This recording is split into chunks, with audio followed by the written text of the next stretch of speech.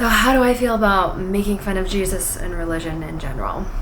I'm not super religious myself, but I knew going into this that this wasn't mean-spirited. It wasn't like an attack on Christianity and religion and God and all this. This is all for fun. This is all pretend and made in jest. But I do have friends and family that are very religious, so this is probably not the movie for them. So what's the name of this one, you know? And he's like, Jesus was an asshole. Jesus was an asshole. Like, and the first thing that came through my head is my mother is going to disown my ass.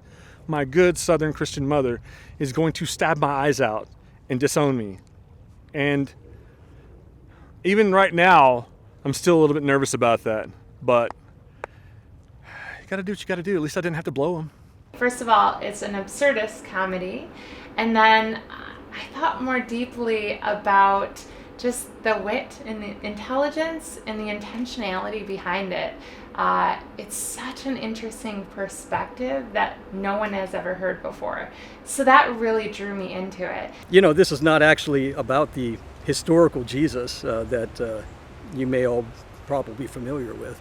This is a parody of that story. And so, you know, we've even seen that in the mainstream. You've seen that in The Life of Brian, Monty Python's Life of Brian. That started off with to be a story about Jesus, but then they kind of cut away from that and said, born on the same day was Brian, and then the movie is about Brian. Well, that's sort of like what this movie is. I wasn't afraid. I thought it was funny and challenging, and I knew there would be some wiggle room. I guess I could ponder and think maybe I should be worried about a little backlash from people for blasphemous content, but the reality is I just don't give a fuck. How did I react to the blasphemous content, and am I worried about repercussions? I mean, I am, to a degree, but I believe that art is about bold choices, and I also don't see it as a negative thing. I think it's really healthy to acknowledge other perspectives, right? It's not trying to be the end-all, be-all word on this. It's a perspective, right? And it's really edifying, it's really fun and exciting to kind of go down that little rabbit hole and explore and see what that activates in you. I really didn't know what to expect. I've watched Bill's movies before, and I just kind of expected a shitload of dialogue and nothing making sense, honestly. But, you know, being on set and actually talking to him about the story and everything, it kind of makes sense, you know. This guy thinks that he's like the son of God, and he's just some schmuck that thinks he's powerful, and he's like holier than thou kind of thing. And I thought that was pretty funny angle. I don't think that I've ever seen that before, and so I was definitely intrigued. And then being on set and running lines with him, we had a good time. It was a lot of fun, a lot of laughs. So it's going to be a funny ass movie. My reaction to the script was that this was pretty far out there. But you know, that's what I like about Bill's movies anyway, is that they are out there. What made me to decide to take participation in this movie? Well, I like the idea because it looks very... I mean, Bill has so much ideas in his head, and his way of thinking and his way of seeing reality, it's quite unusual, to tell the truth, for the average person. And he told me some information about his movies, what is his interest in the movies, what he's planning to create. So I found it exciting in terms of ideas, in terms of what kind of emotion I could bring in front of the camera, and to express that characters in his movie. I'm not worried about getting canceled. I mean, why? It's just, you know, some people have a sense of humor and then some don't. That's just what it really boils down to. What made me respond to the casting call? Well, the script itself and what I was told about it was really interesting to me. It was, it's something I haven't done before, and I fell in love with it. I have a sense of humor, and you have to have a sense of humor. If you're so uptight that you can't handle, watching a particular kind of movie or listening to a particular kind of song, I just don't have a big stick up my rear end like that. Blasphemous humor is awesome. I love it. Fuck yeah. The more blasphemy, the better. Well, actually, my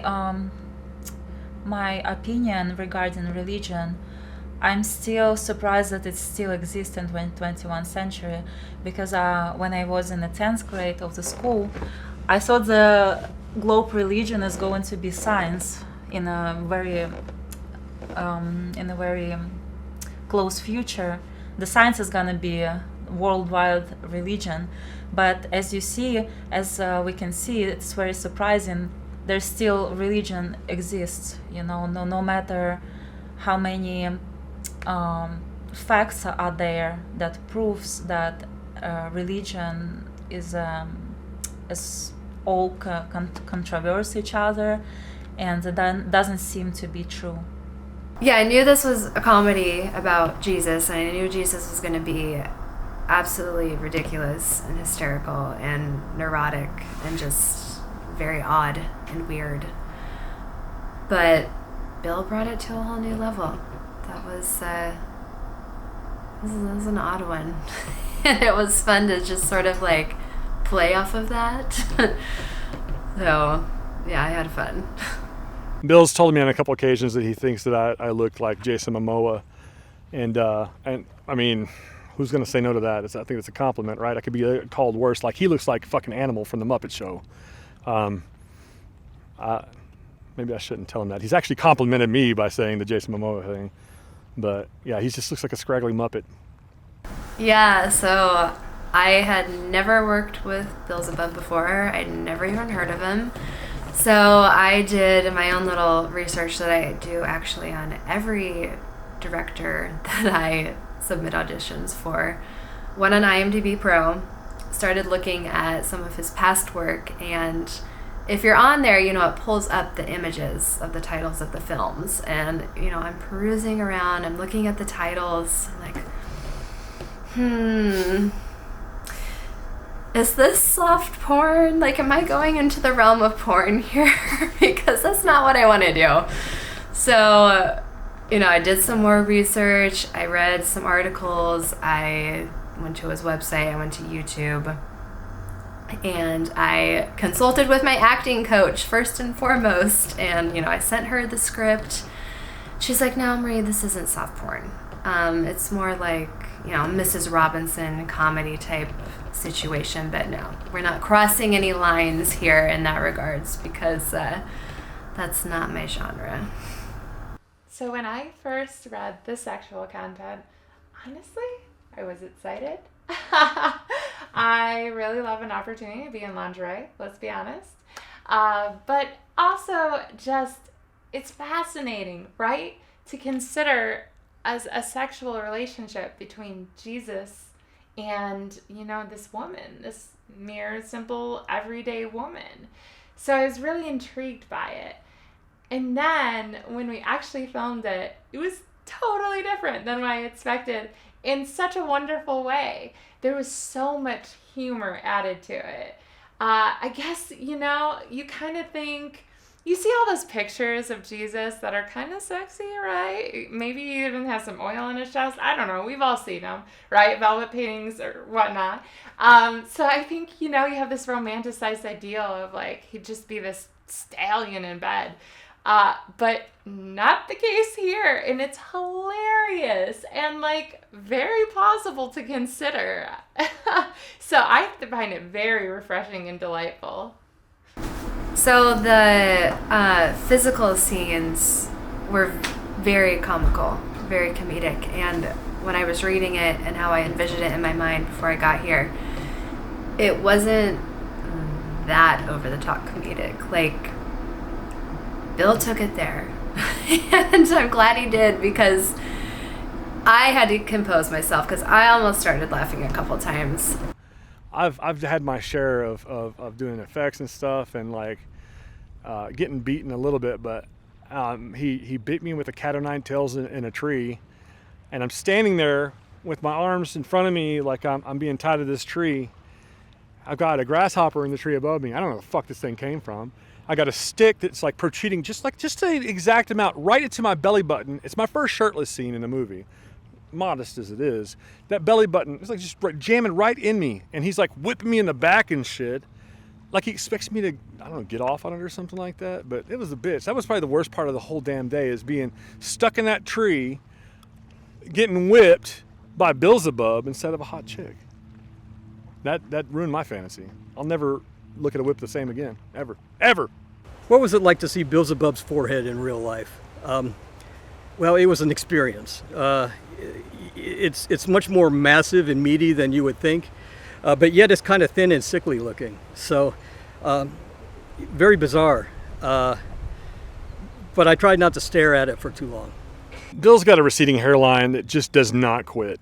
And as a man with hair, I worry about him, and I worry about him dying alone. And so I have suggested Rogaine and all that other shit, or just like placing mud on his head to cover up all the baldness or something, or wear a fucking wig. But he likes his own fucking hair, his own wig, and he's just content with dying alone and never getting laid. And that's fine. Live your life, buddy. I had to avert my gaze from his forehead, and I would advise anyone that has to meet with Bill to wear sunglasses or don't look directly at his forehead. It just don't. Bill was tired of not having any females watching his movies.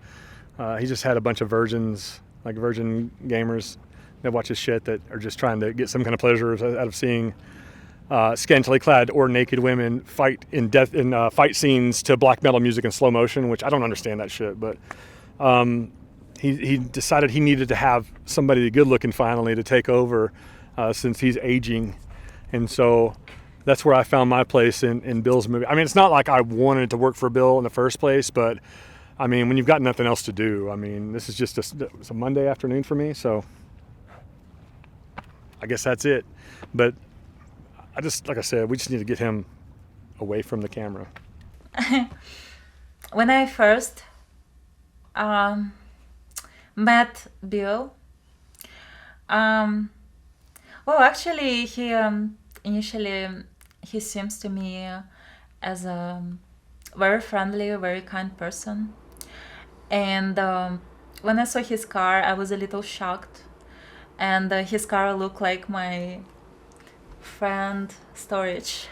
He just got the friend of mine. He just keep bringing stuff inside, all kinds of garbage inside and stuff it. I was asking my friend, "Are you expecting this garbage one day turn into gold somehow? Why are you stuffing so much stuff?" And then I offered him my help. Because I couldn't see so much garbage in the place. It's like I don't understand why it's there. Bill's above directive style is very professional, very forward.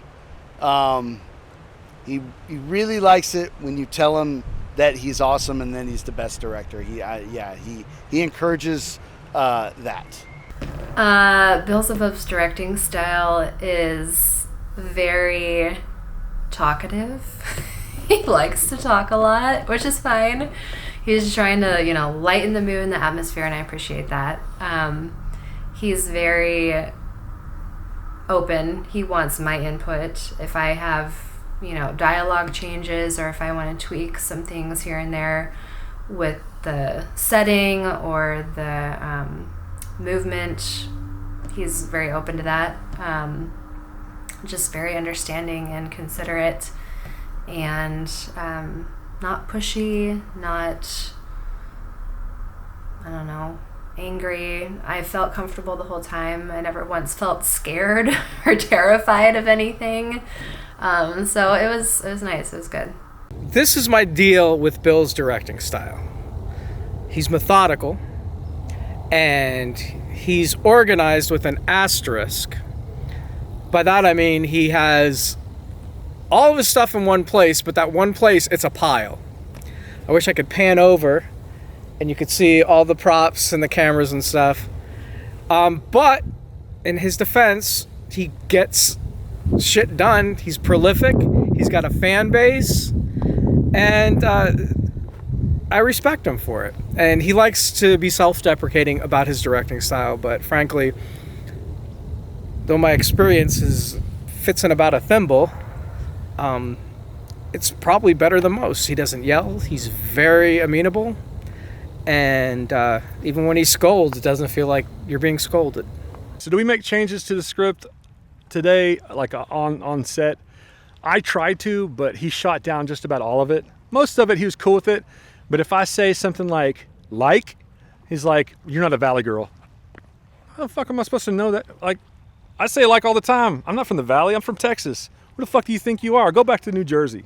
When I first read about the project and the character description on Actors Access, it was very, surface level description of the scholar and what she was. So I was very free in creating my own character and who I thought the scholar was compared to this absurd Jesus character. And I really wanted to play on, how smart she was, and yet how funny it is that she's completely free with her sexuality and doesn't give a fuck about being naked and doing everything in front of everybody and teaching all of these men how to perform sexual acts. Is Bill Zebub accident prone? No, but his equipment is. I mean, he broke a mic during the set. So, yeah, I guess that tells you a lot about the guy. I can't remember what we were doing, getting ready for a scene, and he's just standing there looking at the camera. All of a sudden, one of his other cameras, in fact, the one that's recording now, topples over and slams on the rocks. And I asked him, is the camera all right? He's like, I don't know, maybe. He didn't seem to be bothered, but yeah, it's something like he's used to dropping shit all the time, I imagine. I mean, is that how they do things in New Jersey? I don't know. Is Bill Zebub accident prone? I'm gonna say 110%. Like, I think the first scene he might have tripped, and he tripped throughout the entire 6 hours of shooting. So, yeah. Lights knocked over, pillows, shoes flying, just all over the place. If you see Bill Zebub being stupid, that means he's acting to be stupid. Because in life, Bill is pretty much smart. I think maybe Bill Zebub's like a good luck charm, because right as we got out of the cars and got ready to start filming, this very beautiful girl came up and gave us these little liquor bottles for no reason at all.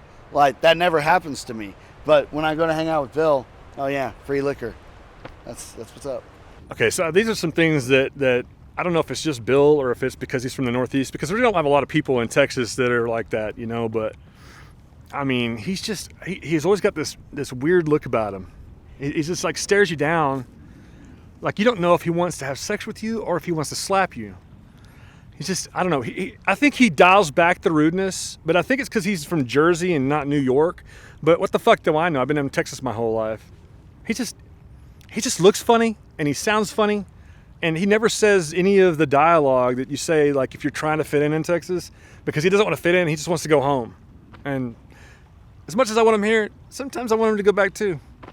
Bill Zebub doesn't say cut, so he just kind of likes to ramble, or he'll throw in a zinger. Like if I have the last line of the scene, he'll throw in some sort of zinger to see if he can get a natural reaction out of me or the other actor. And sometimes it's funny, sometimes it's like, okay, I just want to move on now. Can you please say cut?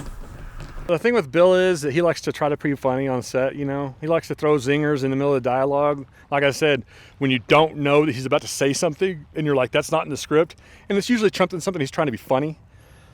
To watch the movie, my reactions are straight pure. Like, I'm exasperated at this point. There's so many of these dumb jokes, but he's full of them. My mother, especially, my dearest mother. Yeah, your mother does this, your mother does that. Like, who the fuck? You haven't met my mom. She's a saint. Yeah, so going into this project, I knew that I was going to be topless, and I have no problem doing topless work, nudity work. I've auditioned for multiple projects that require that. So that wasn't a issue for me going into this. But when I got on set, I thought I was very kind and professional with Bill. You know, he told me exactly where the cameras were going to be, what the angles were going to be. He flipped the monitors around and showed me exactly how I looked, which, you know, directors and cinematographers do not do. You just have to trust them that you look good. So him doing that and make me feel completely comfortable the whole way was very considerate and kind. Have I seen other Bill Zebub movies? Yes, I have. And I try to block him out of my mind. I don't understand him. He's way over my head as far as his intellect. He's a little bit, I don't know if he's smarter than me or if he's more read than me, but he lives in his own world. And it's kind of cool to join in, but I don't understand this shit. I mean, it's good fucked up fun, but dialogue heavy.